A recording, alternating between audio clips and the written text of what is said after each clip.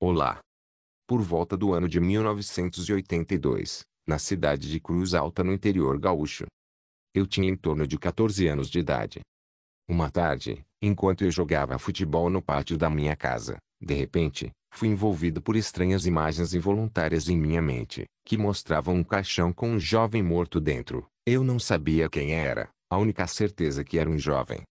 De repente, essas imagens se intensificaram mostrando uma visão mais ampla, o caixão sendo carregado saindo da minha casa, muitas pessoas com guarda-chuvas negros, uma chuva fina, e o cortejo seguiu pela rua.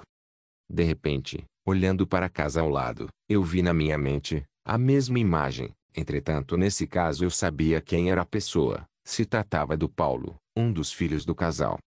Lembro que depois, eu fiquei muito impactado com essas imagens, fiquei com medo de que fosse eu, ou um de meus irmãos. Depois, acabei esquecendo naturalmente. A vida seguiu. Minha irmã mais velha conheceu um rapaz e casou. Em fevereiro de 1983, nós mudamos para a cidade de Porto Alegre. Alguns meses depois, toda a nossa família já residia em Porto Alegre. A casa de Cruz Alta ficou fechada. Alguns meses depois, a sogra da minha irmã comprou essa casa e foi morar com o seu marido e um filho de 12 anos de idade. No ano de 1984, eu tive uma premonição espontânea, ao encontrar na rua esse menino de 12 anos de idade que estava visitando seu irmão. Ao vê-lo de longe, passou em minha mente um pensamento espontâneo que disse-me: ele vai morrer jovem, mais ou menos com 20 anos de idade. Achei estranho, mas depois esqueci. A vida seguiu. Em 1989, eu tive em Cruz Alta alguns dias. Uma tarde, eu encontrei o Paulo na rua, na despedida. De repente, um pensamento involuntário me surpreendeu: ele vai morrer. Estranhei. A vida seguiu. Em 1992, um dia, eu estava em casa. De repente, do nada alguns pensamentos e imagens involuntárias começam a eclodir em minha mente. Nessas imagens, eu estava lá na casa onde vivi minha adolescência. Eu discutia com uma mulher, não identifiquei o seu rosto, apenas seu cabelo era mais nítido, compridos um pouco ondulados.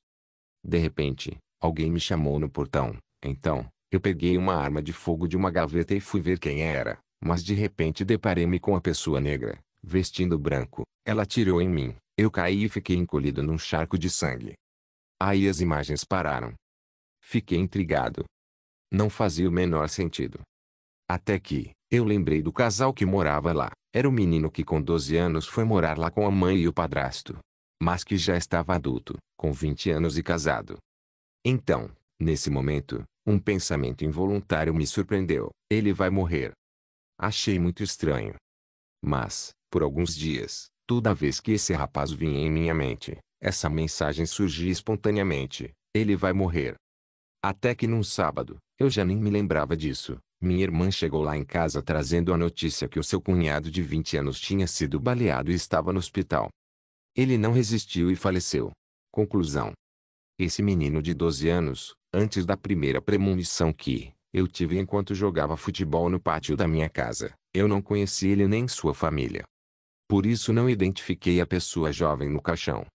Porque a conheci depois. Essa é a explicação que eu encontrei. Paulo morreu algum tempo depois desse menino. Essas e outras são histórias reais. É algo inesquecível. Essa história foi bem marcante, pois levou cerca de 11 anos para ter o final triste que vislumbrei espontaneamente naquela tarde, quando jogava bola no jardim de casa. Premonição espontânea.